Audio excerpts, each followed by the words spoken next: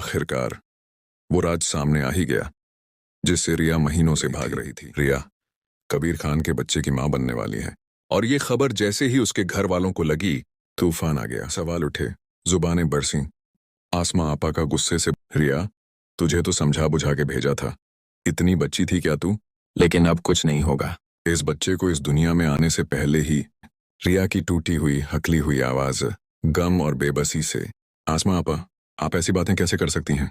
ये बच्चा भले ही कबीर की औलाद है मगर ये मासूम है, इसका क्या कसूर?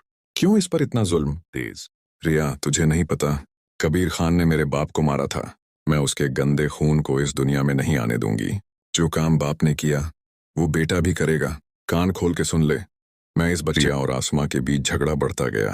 तभी सिकंदर भाई ने कमरे में कदम रखा। सिकंदर का ठहराव भरा डायलॉग समझदारी से, बस करो तुम दोनों, अब भी वक्त है, कोई समझदारी का रास्ता निकाल लो। अगर ये बच्चा कबीर का है तो रिया का भी तो है, क्यों उस मासूम को सजा दी जाए? आसमा का चिल्ला, तुम कुछ नहीं जानते सिकंदर, तुम सब ने मुझे सिर्फ इस्तेमाल किया है। कभी कहते हो कबीर से शादी कर लो, कभी कहते हो उसे छोड़ दो। मुझे क्या समझा है तुम लोगों ने? आपा प्लीज, इस बच्चे का कोई कसूर नहीं है। आप अगर बदला लेना चाहती हैं तो कबीर से लीजिए, इस मासूम जान को मत लीजिए। वाजिद का शातिर दिमाग चाल चलता है। वाजिद मीठी जुबान में झर घोलते हुए, आसमा इस बच्चे को मत मारो, इसको जीने दो, ताकि जब वो पैदा हो तो कबीर खान और ज्यादा बदनाम हो। वाजिद का दोस्त झुंझलाकर, वाजिद तुमसे तो लोग मशवरा लेने आते हैं और तुम उन्हें जलते हुए आग में धकेल देते हो। एक और मोड़ पर कहानी लौटती है रिया के पास। आसमा अचानक रिया के पास जाती है, चेहरे पर अजीब सा सुकून और आवाज में उलझन। आसमा नर्म लहजे में, रिया अब मुझे इस बच्चे से कोई एतराज नहीं है।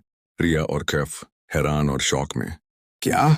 सिकंदर सख्ती से पूछते हैं, आसमा कल तक तुम इस बच्चे होने की बात कर रही थी, अब ये यू टर्न क्यों?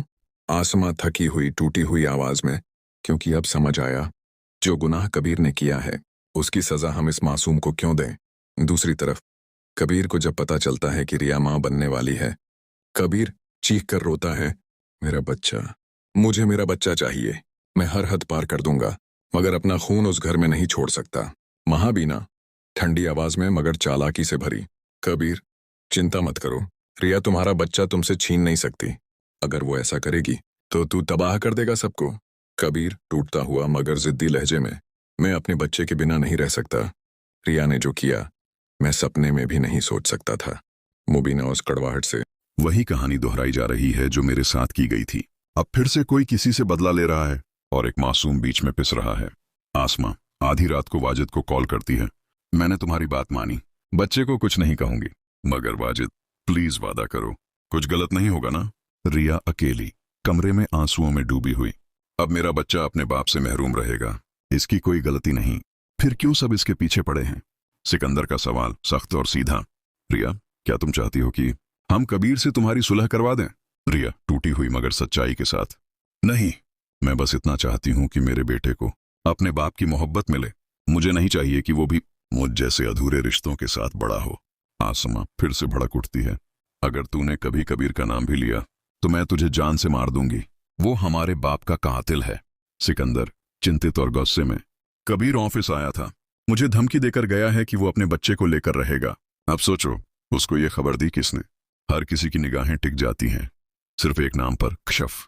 कहानी अब उस मोड़ पर आ चुकी है जहां एक मासूम की जिंदगी बड़ों की नफरत और बदले की आग में झुलस रही है। क्या वाकई इस बच्चे का कोई कसूर है या फिर एक बार फिर बड़ों की गलतियों की कीमत चुकाएगा एक मासूम? आपकी राय जानना जरूरी है। क्या रिया सही है या आसमा? नीचे कमेंट करके ज़रूर बताइएगा।